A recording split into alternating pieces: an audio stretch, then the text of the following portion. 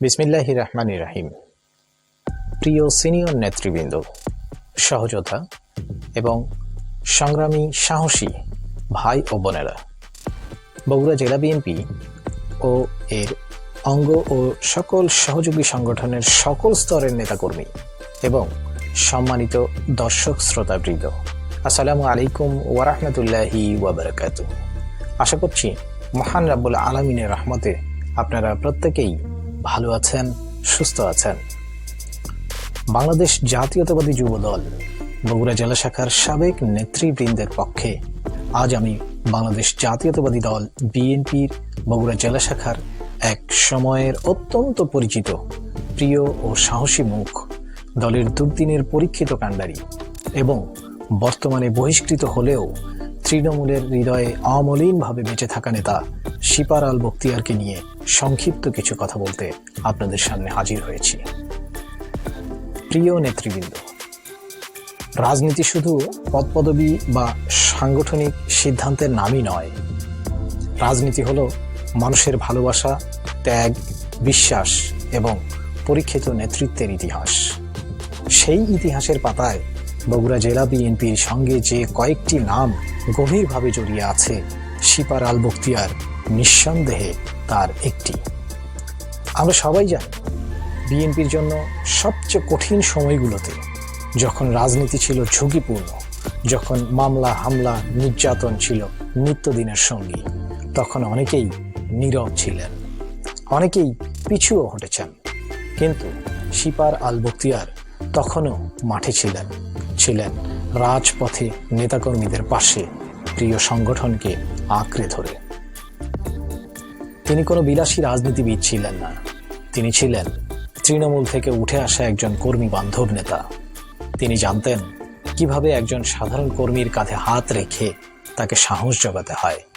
তিনি জানতেন কিভাবে বিপদের সময় সামনে দাঁড়াতে হয়।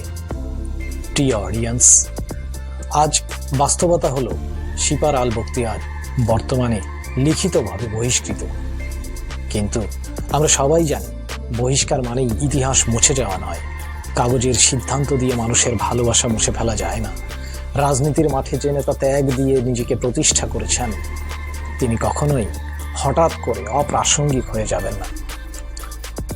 বগুড়ার মানুষ জানেন যে কে তাদের সুখে দুঃখে পাশে থেকেছে, কে মামলা মোকদ্দমার ভয় না করে নেতৃত্ব দিয়েছে, কে নিজের স্বার্থকে বিসর্জন দিয়েছে শুধুমাত্র দলের জন্য। শিপার আল বখতিয়ার সেই নামগুলোর একটি।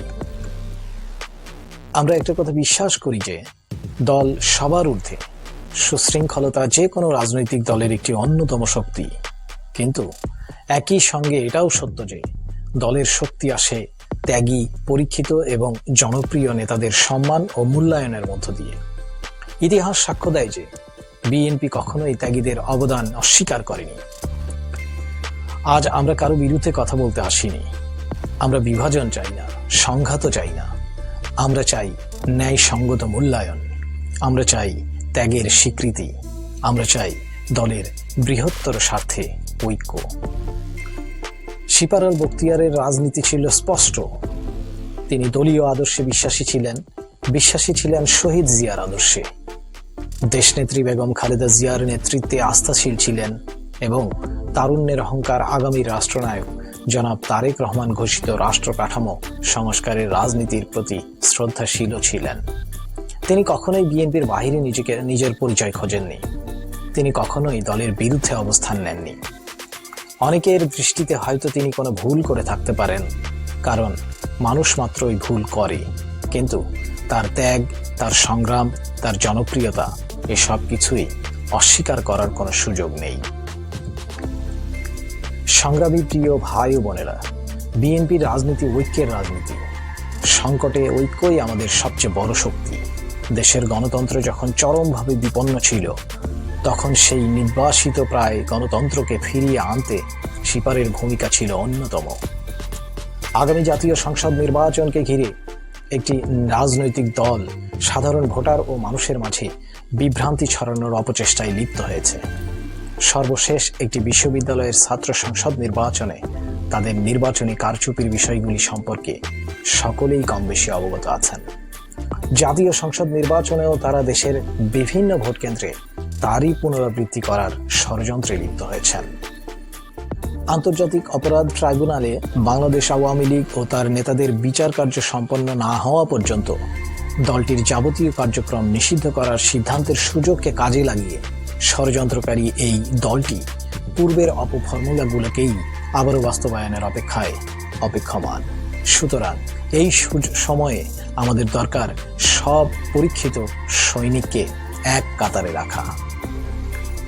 আমরা বিশ্বাস করি বাংলাদেশ জাতীয়তাবাদী দলের চৌকস চেয়ারম্যান জনাব তারেক রহমান ত্যাগী নেতাকর্মীদের অবদান সম্পর্কে খুব ভালোভাবেই অবগত আছেন। তিনি অতীতে যেমন অনেক ক্ষেত্রেই উদারতা, দূরদর্শিতা এবং রাজনৈতিক প্রজ্ঞার পরিচয় দিয়েছেন, ঠিক তেমনি দেশব্যাপী নির্বাচনী প্রচারণায় অংশগ্রহণের মাধ্যমে তিনি তার জনপ্রিয়তার ভিত্তিকে আরও অনেক বেশি শক্তিশালী করে গড়ে তুলেছেন। সেই সাথে দেশের বিভিন্ন স্থানের নেতৃবৃন্দের বহিষ্কারাদেশ প্রত্যাহার করার সুন্দর সিদ্ধান্তও নিয়েছেন।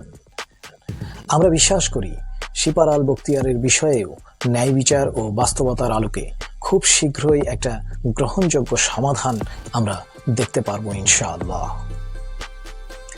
শেষ করার আগে স্পষ্ট করে বলতে চাই, এই বক্তব্য কোনো চাপ সৃষ্টি করার জন্য নয়, কোনো সিদ্ধান্তকে প্রশ্নবিদ্ধ করার জন্যও নয়, বরং তৃণমূলের অনুভূতি, বাস্তবতা ও ভালোবাসার প্রতিফলন মাত্র। আসুন আমরা সবাই ব্যক্তিগত আবেগের ঊর্ধ্বে উঠে দলের বৃহত্তর স্বার্থে ঐক্যবদ্ধ হই, আর সেই ঐক্যের পথে ত্যাগী ও জনপ্রিয় নেতাদের অবদানকে সম্মান জানানো হোক। আসুন গণতন্ত্র পুনরুদ্ধারের আন্দোলনের মতোই আরও একবার গণতন্ত্র সুপ্রতিষ্ঠিত করার সংগ্রামে সবাইকে সঙ্গে নিয়ে একসাথে এগিয়ে যাই। সর্বোপরি আসুন যার যার নিজস্ব অবস্থান থেকে সম্ভাব্য চেষ্টাটা করার মাধ্যমে বগুড়ার গণমানুষের প্রিয় মুখ শিপার আল বখতিয়ারের বহিষ্কারাদেশ প্রত্যাহারে সমস্বরে জোরালো আওয়াজ তুলে ত্যাগের রাজনীতিকে সম্মান করি। শহীদ জিয়া অমর হন, দেশনেত্রী বেগম খালেদা জিয়া অমর হন, আগামী রাষ্ট্রনায়ক জনাব তারেক রহমান জিন্দাবাদ, বাংলাদেশ জাতীয়তাবাদী দল জিন্দাবাদ, গণতন্ত্র সুপ্রতিষ্ঠার সংগ্রাম জিন্দাবাদ। সবাইকে ধন্যবাদ।